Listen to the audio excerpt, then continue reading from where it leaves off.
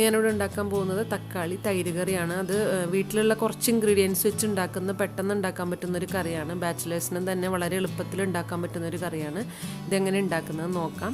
3 തക്കാളി, ഒരു 6 അല്ലി വെളുത്തുള്ളി, 4 പച്ചമുളക്, കുറച്ച് വേപ്പില, പിന്നെ വേണ്ടത് 1/4 ടീസ്പൂൺ മുളക് പൊടി.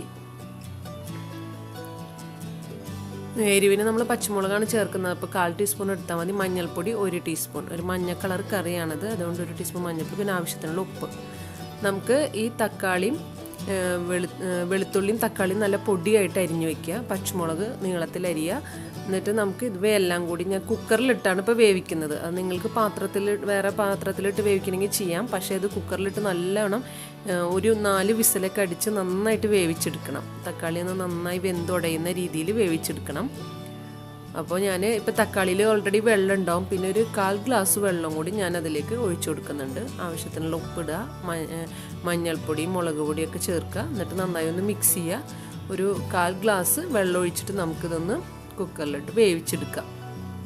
ഒരു 4 വിസിലടിയട്ടെ. പിന്നെ 1/2 കപ്പ് തേങ്ങ, 1/2 ടീസ്പൂൺ നല്ല ജീരകം, 2 ചുവന്നുള്ളി. നമ്മളിപ്പോൾ തേങ്ങ ഫ്രീസറിലിരിക്കുന്ന തേങ്ങയൊക്കെ ആണെന്നുണ്ടെങ്കിൽ ആദ്യം തന്നെ ഇതുപോലെ തേങ്ങ എടുത്തൊരു പാത്രത്തിൽ വയ്ക്കുമ്പോൾ അതിൽ കുറച്ച് ചൂടുവെള്ളം ഒഴിച്ച് വയ്ക്കുക. അപ്പോൾ നമുക്ക് അല്ലെങ്കിൽ തേങ്ങ മിക്സിയിലിട്ട് അരയ്ക്കുമ്പോൾ ഒരു പിരിഞ്ഞ പോലെ ആയിപ്പോവും. അപ്പോൾ അതുകൊണ്ട് ചൂടുവെള്ളത്തിലിട്ട് വയ്ക്കുക, വെള്ളം ഒഴിച്ച് വയ്ക്കുക തേങ്ങ.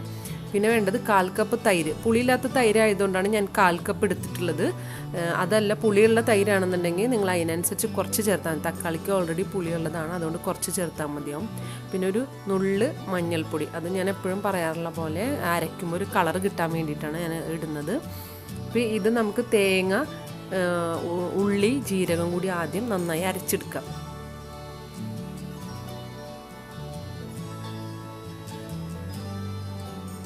നന്നായി ഒന്ന് അരച്ചെടുക്കുക. അരച്ചിട്ട് നമുക്കതിലേക്ക് ആദ്യം ഞാനത് ചതച്ചെടുക്കുന്നുണ്ട്. ചതച്ചതിന് ശേഷം ഞാൻ കുറച്ച് വെള്ളം ഒഴിച്ചരയ്ക്കുക. അതെപ്പോഴും ഞാൻ അങ്ങനെ തന്നെ കൂടുതലും ചെയ്യാറ്. നന്നായി ഒന്ന് അരഞ്ഞ് കിട്ടാൻ വേണ്ടിയിട്ട് ആദ്യം ഒന്ന് ചതച്ചിട്ട് അതിലേക്ക് കുറച്ച് വെള്ളം ഒഴിച്ച് അരച്ചെടുക്കും. അപ്പോൾ ഇത് അരച്ച് വെച്ചിട്ടുണ്ട്. ഇപ്പോൾ നല്ല പേസ്റ്റായിട്ട് തന്നെ അരഞ്ഞ് കിട്ടിയിട്ടുണ്ട്. നമുക്ക് തക്കാളി ഇപ്പോൾ ഒരു 4 വിസിലടിച്ച് ഞാനത് നന്നായി വേവിച്ചെടുത്തിട്ടുണ്ട്. കണ്ടോ, തക്കാളിയിൽ വെള്ളമുണ്ട് ഓൾറെഡി. അപ്പോൾ ഓൾറെഡി നമ്മൾ കുറച്ച് വെള്ളം കൂടി ഒഴിക്കുമ്പോൾ കുറച്ച് വെള്ളത്തോടുകൂടി തന്നെ ഉള്ളത്. അതിലേക്ക് നമുക്ക് കുറച്ച് ഭയങ്കര വെള്ളം ഉണ്ടെങ്കിൽ അത് വറ്റിച്ചിട്ട് വേണം കേട്ടോ ഒഴിക്കാൻ. അല്ലെങ്കിൽ അരപ്പൊഴിച്ച് ഒഴിക്കുമ്പോൾ വെള്ളം പോലെ ഇപ്പം കുറച്ച് തിക്ക് ഗ്രേവി ആയിട്ടാണ് ഉണ്ടാവേണ്ടത്. അപ്പോൾ വെള്ളം ഉണ്ടെന്നുണ്ടെങ്കിൽ, തക്കാളിയിൽ അധികം വെള്ളം ഉണ്ടെന്നുണ്ടെങ്കിൽ നിങ്ങൾ കുറച്ച് വറ്റിച്ചിട്ട് വേണം അതിലേക്ക് അരച്ചത് ഒഴിച്ചു കൊടുക്കാൻ.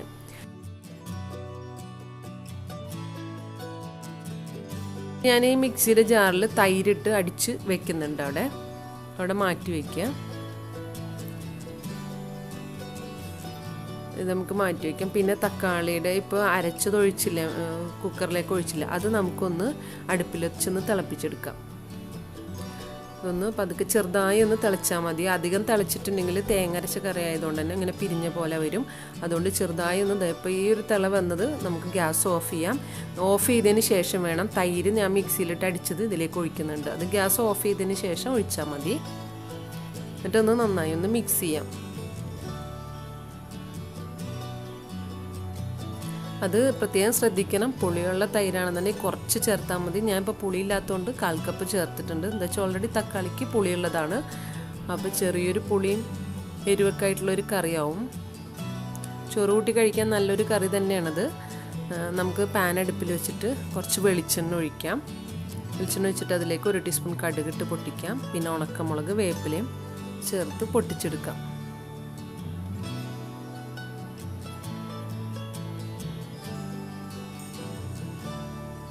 ഇത് നമുക്ക് കറിയുടെ മുകളിലേക്ക് ഒഴിച്ച് സെർവ് ചെയ്യാം. എല്ലാവരും ഒന്ന് ട്രൈ ചെയ്ത് നോക്കുക. നല്ല ടേസ്റ്റാണ് ഈ കറി. ചോറിൻ്റെ കൂടെ കഴിക്കാൻ പറ്റിയ നല്ലൊരു കറിയാണ്. പെട്ടെന്ന് നമ്മുടെ വീട്ടിലുള്ള ഇൻഗ്രീഡിയൻസ് വെച്ച് ഉണ്ടാക്കാൻ പറ്റുന്ന ഒരു കറിയാണ്. എല്ലാവരും എൻ്റെ ചാനൽ ഇഷ്ടമാണെന്നുണ്ടെങ്കിൽ സബ്സ്ക്രൈബ് ചെയ്യുക, ലൈക്ക് ചെയ്യുക, കമൻറ്റ് ചെയ്യുക, ഷെയർ ചെയ്യുക. Thank you.